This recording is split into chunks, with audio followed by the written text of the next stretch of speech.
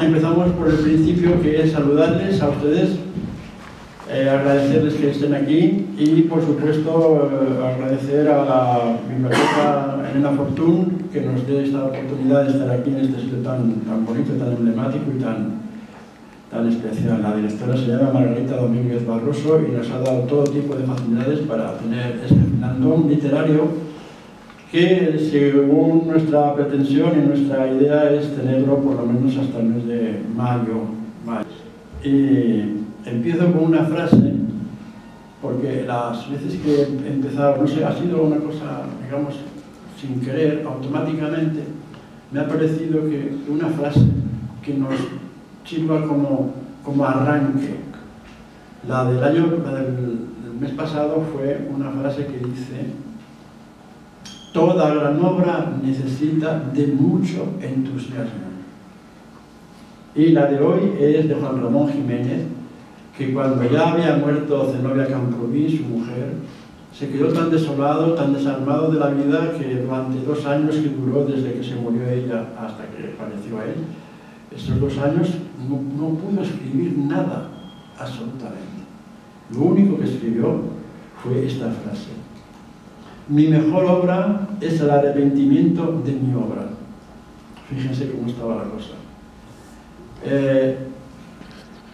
Hace un tiempo yo pasé por la peluquería de Eladio Domínguez. Siempre hay que nombrar a Eladio Domínguez porque es un señor de nuestro barrio que es guitarrista, es peluquero, y que ahí tiene una fuente de ingresos de músicos nuevos que aparecen, y que si entras por allí y da la casualidad de que hay un músico, pues te lo presentas.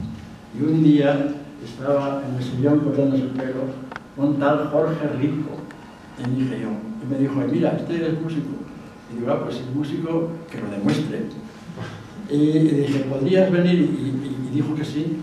Y estuvieron junto con Fran el otro día en la Clara Campanor y arrasaron. Gustaron mucho porque son muy buenos. Ya sin más dilación, el grupo se llama 13 Vais, o 13 Vites. Debe estar por ahí la portada de su disco que sigue ahora. Ahí está la portada. Y bueno, pues el grupo está formado por Jorge Rico, como ya dije, a la guitarra acústica, y por Fran Cubaz al bajo eléctrico. Señoras, señores, con ustedes, Jorge Rico y Fran Cubaz. El grupo.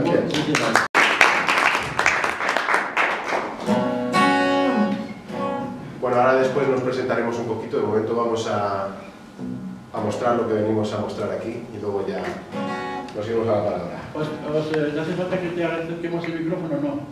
No. Yo creo que no. Ahora decidimos después. Tocamos y luego decidimos si hace falta micrófono. Vale.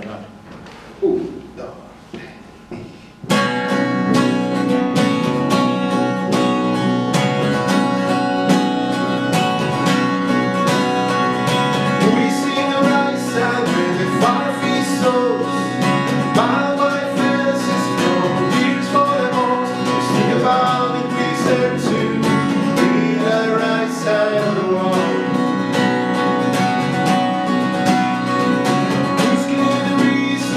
Goodbye.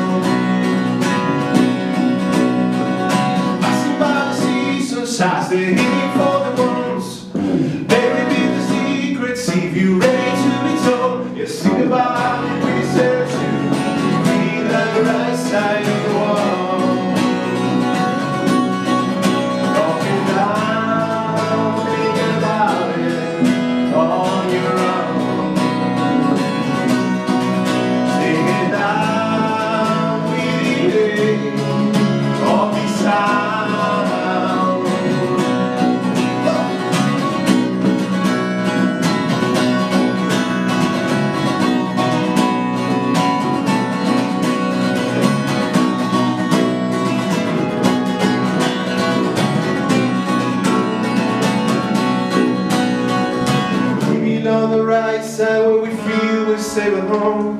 And we feed our reasons we don't like to feel alone. Right side your business, see the right side outside your wall. Meaning out the seasons keep on going on and on. Finding all the reasons why it's hard to free your soul. Laying past the line, you're running down outside your wall. Don't feel down, think about it on your own. Sing it down, we all this time. Don't feel down, think about it on your own. Sing it loud, we sound.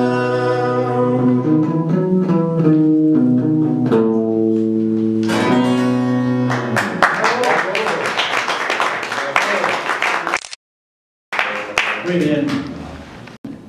Llega a un sitio, va con su mujer y le ve que era muy alto, así muy elegante, muy en plan dandy, muy señor, ¿no?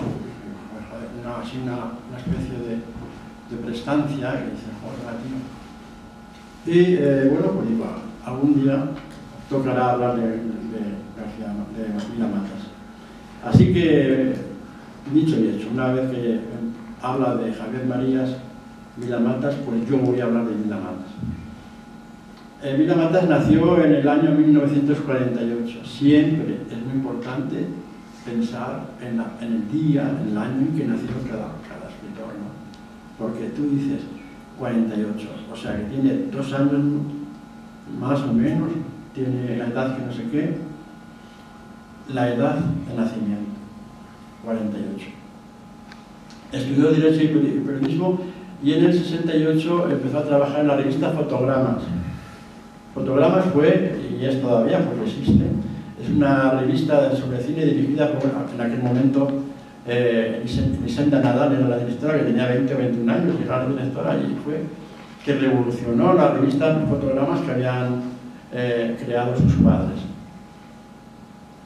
En los primeros años 70 daba gusto leer la revista porque ahí aparecieron escritores de la talla de José Luis Warner, que se lo sabía todo de cine, era un crítico increíble, todavía vive.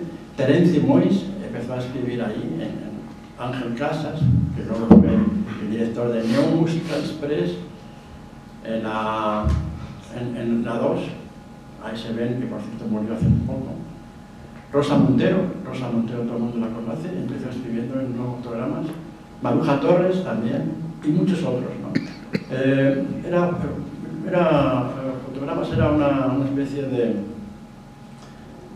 de academia de aprendizaje a escribir. Escribían sobre cine, pero unos artículos donde había literatura, en lo que se llamaba también el nuevo periodismo.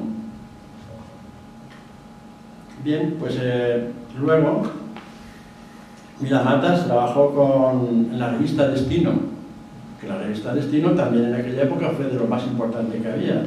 En la revista Destino escribía durante muchísimos años Josep Pla. Se dice que Josep Pla publicó en la revista Destino 1500 artículos, se dice pronto, desde los años 40 hasta el año 1980 o por ahí, que murió Josep Pla. Y bueno, pues también intervino, como dije, como actor y también como figurante, y bueno. Y le tocó la Mili, ir a la Mili, y le tocó ir a Melilla. Los que hemos pasado por la Mili hemos sabido que hemos tenido mucha suerte de que nos mandaron más o menos cerca de casa, ¿no? Pero hubo otra gente que no tuvo esa suerte y nos mandaron muy lejos. A un chico joven de 20 años, 22, 23 años, le mandan a Melilla y le hunden la vida, ¿no? Y a otros al revés, conocí a un portero en un hotel en Sevilla que me dice, ¿dónde es usted? Digo, yo soy de León. Dice, no me joda, en León hay muchísimo frío, a mí de Sevilla me mandan a León, en la Mili, pero ¿a quién se me ocurre? que ya vamos a empezar con el libro que yo tengo aquí, que es Historia abreviada de la literatura portátil. Historia abreviada de la literatura portátil. Y es un librito que, como ven, es muy pequeño, muy cortito, de 128 páginas, si no recuerdo mal, 124, 122 páginas tiene en este formato pequeño. Pero este librito es una inmensidad, esto es terrible, porque te va descubriendo. Ya que tengo unos apuntes, lo voy a leer. En 1965 aparece su novela Historia abreviada de la literatura portátil, editada por Anagrama, que resultó la primera vez que el escritor barcelonés mezcla ensayo y novela, y ficción. Porque sus novelas no son novelas en sí, son ensayos, pero tampoco son ensayos, son novelas. O sea, hace ahí una mezcla, de repente te mete unos personajes que hablan como si fueran personajes reales, o sea, personajes ficticios, como si fuera una novela. Pero luego te dice, yo recuerdo, me viene a la cabeza ahora un relato o un pasaje de una novela de Robert Walser. Y te dices, bueno, ¿quién es Robert Walser? Y tienes que ir a Google o a donde sea. Yo recomiendo siempre que a Vila Matas hay que leerle junto al ordenador. Y decir, cuando te dice algo, dices, sí, muy bien, vamos a ver tanto a Robert Walser. Y ya dices, joder, qué tío más listo, ¿no? Y dice Ignacio Martínez de Pisón, que es un crítico, un escritor y un crítico literario, dice, con la perspectiva del tiempo puede considerarse su obra fundacional, es decir, que a partir de este momento Vila Matas empieza a ser Vila Matas, el Vila Matas que conocemos actualmente. Se tiene esta como la primera obra emblemática y legendaria de Enrique Vila Matas. Fue traducida a gran número de idiomas, que originó diversas polémicas y división de opiniones, lo que le sirvió al autor para iniciar un ascendente reconocimiento nacional e internacional. A partir de aquí, todos fueron premios. Hoy día, Vila Matas está traducido a 37 o 38 idiomas. Bueno, no tiene nada que ver, ¿no? Pero Javier Marías fue traducido a 40 idiomas. Y este ya lleva 37, 38. ¿Llegará a ser como Javier Marías?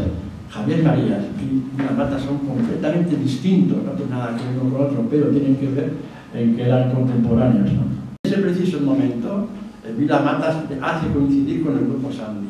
El Grupo Sandy habla ya después de David, habla de Luis Cernuda, de Emilio Prados y muchísimos más.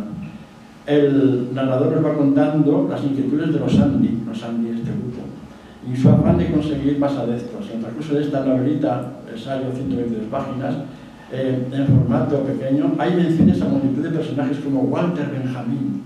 Walter Benjamin fue uno de los escritores más importantes y los intelectuales más importantes que hubo también en el siglo XX. Era alemán y estuvo perseguido porque era judío. Y llegó a París y tenía en la maleta. Voy a hablar dentro de un momentito, hago un paréntesis y hablo de las maletas, porque es el significado de las maletas. Walter Benjamin tenía mucha obra, era un intelectual impresionante, sobre todo ensayista, y bueno, pues a París y le perseguían por judío, total que se marchó huyendo de París y de Francia con la idea de llegar a Lisboa, y desde Lisboa cogió y marchó hasta Nueva York. Y él se lo imaginó, dijo, mira, me voy hasta Perpiñán, de Perpiñán paso a Portbou, y de Portbou me voy hasta Lisboa, y en Lisboa me voy a Nueva York. Pero, ¿qué le pasó? Pues que en Portbou le dio un siroco, por decirlo así, y se suicidó. Y entonces ahí quedó. Y quedó la maleta de Walter Benjamin. Las maletas. No tiene nada que ver, pero lo voy a decir. Hay un poeta que se murió hace poco, hace unos años, Leopoldo María Manero. Tenía una maleta donde tenía todas sus obras, las obras inéditas. Tenía montones de folios escritos y de cuadernos y tal, con todas sus obras. Y cuando se murió había dejado en el testamento que se las dejaba en depósito como donación a la editorial Huerga y Fierro. Y entonces hay una revista de filosofía que se llama La Maleta en recuerdo a la maleta de Walter Benjamin. porque la maleta de Walter Benjamin lo que tenía era toda su obra inédita, y luego se pudo publicar. Bien, pues seguimos, que dice Mira Matas, habla de Kafka, es su pasión, Nietzsche y muchos otros. Es conveniente tener cerca el ordenador para ir buscando los mencionados Bartleby y compañía. Tenemos ante nosotros una de las novelas más importantes de nuestro autor preferido de hoy. Para empezar hay que decir que Bartleby es un personaje creado por Herman Melville, autor de Moby Dick, que publicó en 1853 con el título de Bartleby el escribiente. Bartleby trabajaba en una oficina y cuando le mandaban a hacer algo contestaba, preferiría no hacerlo. Él decía, este personaje, Bartleby, era un señor que estaba siempre en contra de hacer las cosas.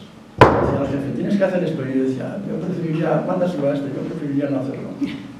Enrique Vilamatas inventa, o mejor, recrea el síndrome de Bartleby, que padecen aquellos escritores que escriben una o dos obras, o tres incluso, y dejan de escribir porque son víctimas del arte del no.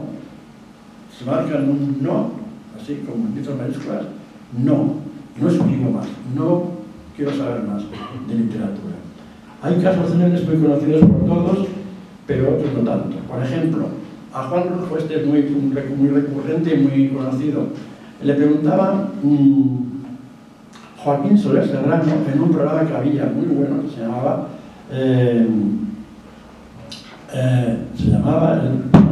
A Fondo, y tenía, bueno, ahí lo pueden ver, todos los programas grafónicos se pueden ver gratuitamente en internet. Van a RTV Play y dicen Julio Cortázar. La entrevista que le hace este señor a Julio Cortázar es increíble, y luego Borges y luego casi todos. Entonces a Juan Rulfo le dice, señor Rulfo, pero ¿usted por qué no escribe más? ¿Cómo es que usted no escribe más? Y le dice Juan Rulfo, es que se me murió mi tío Celerino, que era el que me contaba las historias. El motivo del título de la charla que hago yo, ¿no? Dublinesca. Resulta que hay un libro que es el culmen de la literatura universal del siglo XX, que se llama Ulises, de James Joyce. Un tocho así de grande. Imposible leerlo si no tienes muchísimo ánimo, porque yo creo que leí 10 o 12 páginas y dije, no, mira, chico, lo siento, lo dejé, apartado para otra ocasión. Seguro que algún día, si Dios me da tiempo, lo podré recuperar.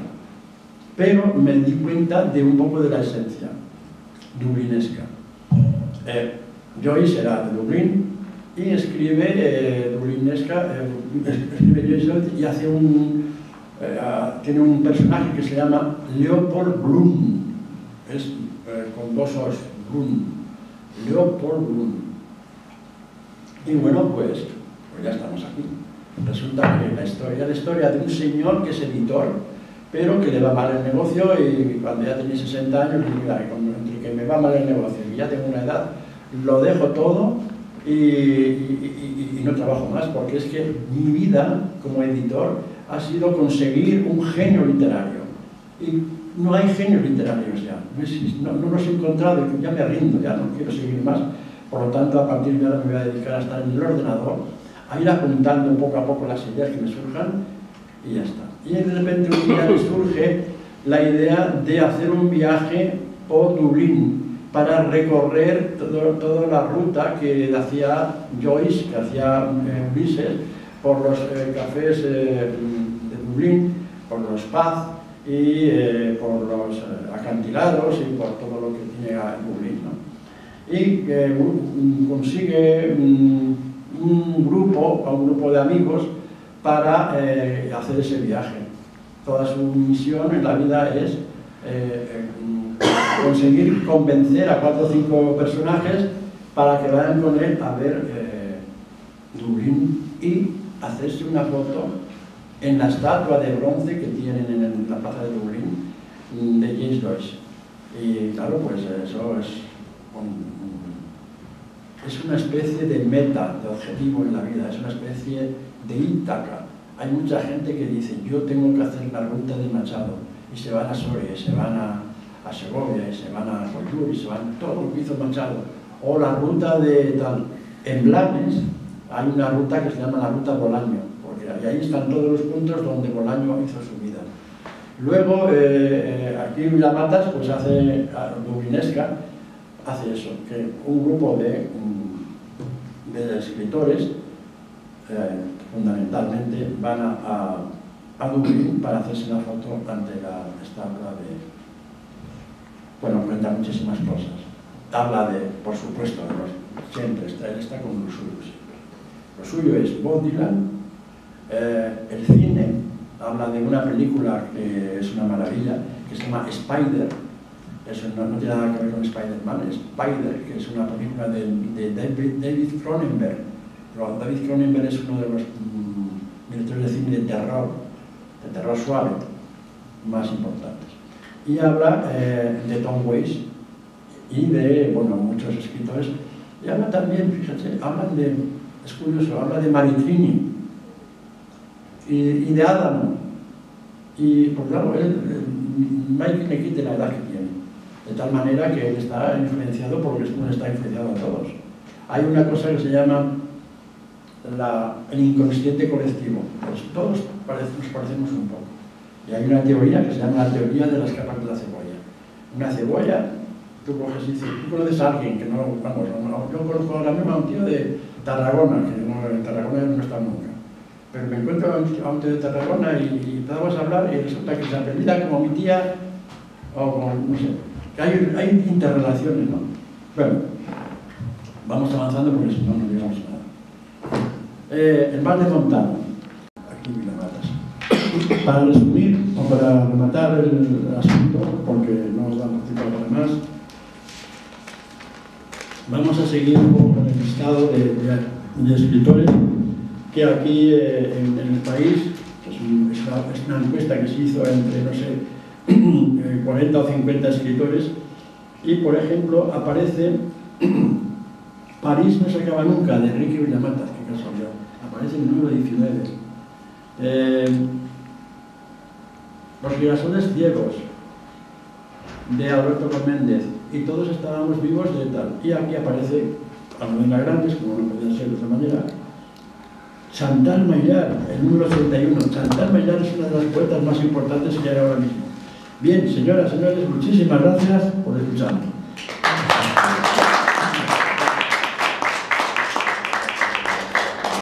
Primero agradecer a Evaristo y a Antonio que nos incluyan en este escenario y nos rodeen de esta literatura, cinematografía, música que nosotros admiramos tanto.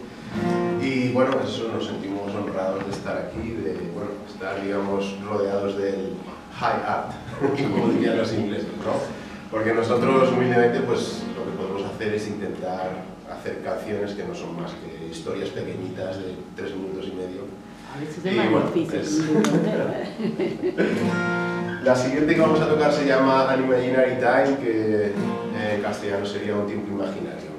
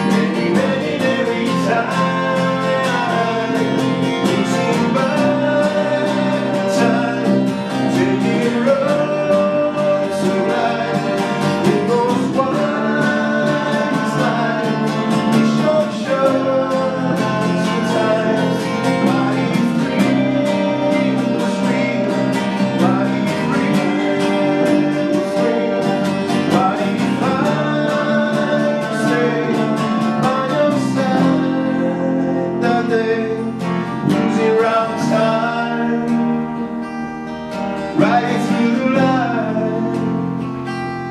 your heart and soul behind, and he meant every time.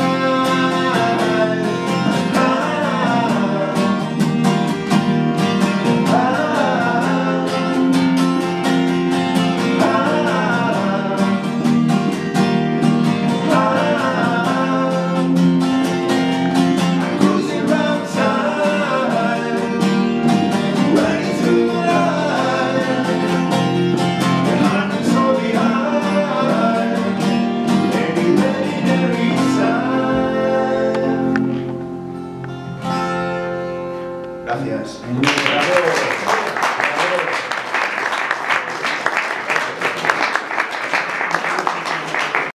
Y eso es una tradición que también existe en Salamanca y existe en Zamora y en muchos sitios. Yo diría que es una cosa internacional, pasa en casi siempre, en casi todos los sitios. Y cada uno lleva de una manera, tiene su idiosincrasia, pero bueno, básicamente la historia es contar historias. Entonces, yo, la verdad es que tengo la mala suerte, buena suerte de tener insomnio, padecer insomnio. ¿Eso qué me hace? Pues que tengo una doble vida o triple vida, porque me da tiempo para pensar muchas cosas. Y yo decía, ¿qué hago yo? ¿A quién recurro? ¿Qué mejor que a Jorge y a Fran para que nos cuenten un poco su historia como músicos? ¿Cuándo empezasteis? ¿Cómo? ¿Qué pasó? ¿Quieres empezar? No. Yo no llevo varias veces. No sé, bueno, supongo que no sois bien sin micrófono. Sí. Bueno, pues si quieres tú iniciar ¿En la música? Sí, la historia. ¿Vale? Nuestra historia. Pues a los 17, más o menos, empecé a tocar con la guitarra, a hacer mis canciones y todo eso, y bueno, a pasar por varios instrumentos, bajo, batería. Y bueno, pues hasta ahora, para resumir así, para no aburrirnos. pero eso vino porque escuchabas música y esa música te hacía a ti que quisieras...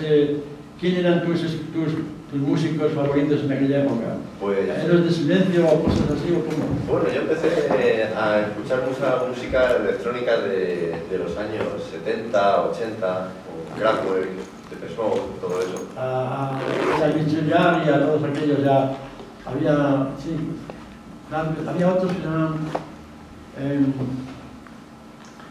bueno, sí, yo sé a lo que te refieres, te entiendo. Pero así de, por ejemplo, de folk o de rock and roll o de heavy, ¿te gustaban? O... Sí, también me gusta. Sí. La verdad es que me gustan todos los géneros, el funk y el soul. Hay un bajista que es un clásico que se llama Jaco Pastor. Y bueno, yo he visto cómo lo manejas y me dan una envidia terrible. Muchas gracias. Tú, la pregunta no sé, ¿cuándo fue el día que tú fuiste a la casa de instrumentos musicales o donde fuera a comprar un bajo? ¿Cuándo? Pues hace ya muchísimo, hace más de 20 años. ¿Has ido a clase de bajo? Sí, ¿Has ido a clase? Y estoy yendo ahora también con Paco Llebra. Ah, hay tutoriales y ¿cómo se llama? Masterclass de bajistas. Sí. Hay uno que se llama Paco Bau, parece que es una maravilla, que me toca porque improvisa y porque hace locuras con el instrumento. Qué importante es conocer el instrumento tiene muchísimas posibilidades. Tuve un amigo que era guitarrista, que había sido un niño prodigio, y me decía que la guitarra, el instrumento, como todos los instrumentos tienen una cantidad de posibilidades infinitas, ¿no? Y hay que, el propio instrumento, aparte de aprender a tocar, también tiene más misterios, ¿no? Bueno, Jorge, ¿y tú cómo? Bueno, más o menos como Fran, la verdad, yo creo que tendría 14, 15 años y bueno, había una guitarra española en casa, un órgano, tal, entonces empiezas a hacer ruido, a dar el coñazo, básicamente. Sí. Y llegó un momento que dije, bueno, pues estaría bien tener una guitarra eléctrica. Claro. Y ahorré y tal, y me compré una guitarra eléctrica, no sé si era de 20.000 pesetas de aquellas, sería el año 90 o no sé, hace 30 y pico años. Tenía marca la guitarra, ¿no?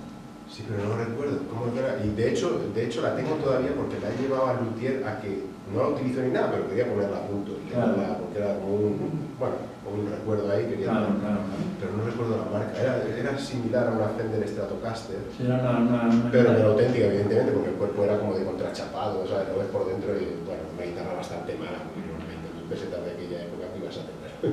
Pero bueno, era lo primero que... y, bueno, así empezó, y luego ha habido como oleadas o épocas en las que la música te llega y empiezas a hacer cosas y luego digamos que se va y estás en otras cosas, y vuelve y bueno, esta ahora con 47 años esta es la tercera oleada. Sí, pues, esta es la tercera. Sí, claro, me imagino que son etapas de la vida y son fases y todo eso, ¿no? Sí. Pero yo me recuerdo que una vez, hace muchísimos años, bueno, tampoco muchos, pero muchos, iba a Villablino, iba un grupo de músicos de La Bañeza, se llamaban Los Atómicos, y llevaban un coche, era un SEAT 131, no sé, uno muy largo, y llevaban el remolque con los instrumentos. Entonces cuando llegaron, yo estaba pendiente siempre de los músicos, llegarán o no llegarán, porque a veces se retrasaban, porque se la nieve, porque esto. Total, que llegaron allí y abren el cajón el remolque del coche y empiezan a sacar cajas y cajas y cajas. Y sacaron una caja muy bonita, Y dice el músico, chaval, cógete esa caja y llévala hasta el escenario, pero no la abras. Y bueno, pues yo efectivamente obedecí, se lo llevé a tal, y ya acabaron de llevar todo, y yo esperé la ceremonia de la apertura de la caja. Y abrieron la caja, y estaba allí brillante, nuevina, era nueva, estrenada casi. Era una guitarra Fender Stratocaster. Y digo, ostras, yo no sabía ni que era una Fender, pero la vi. Y digo, algún día quiero tener una guitarra como esta. Y luego, bueno, escuché la actuación y hacían versiones de los Creedence y hacían versiones de, bueno, era un grupo maravilloso. Y sobre todo era maravilloso porque yo tenía 16 años o 17. Bueno, ¿hay alguna persona de aquí que quiera contarnos alguna historia, alguna aventura, alguna leyenda, alguna experiencia? Bueno, tocamos el último tema, es una canción que se llama Seeds of Sun, que es Semillas de Sol en castellano. Vamos allá. 1, 2, 3 y...